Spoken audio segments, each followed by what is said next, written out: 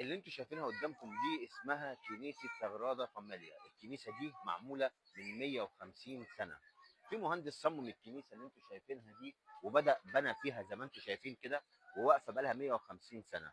فيديو أنطونيو. اوكي. فيديو أنطونيو جاردي.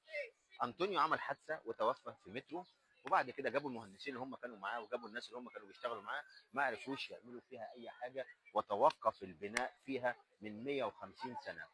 جت هنا الحكومه الاسبانيه في برشلونه، بداوا ان هم دفعوا مبالغ كبيره جدا ومهندسين كبار جدا عشان يبداوا يعملوا استكمال الصرح العظيم اللي انتم شايفينه ده، اللي بقى دلوقتي اهم بازار سياحي في برشلونه.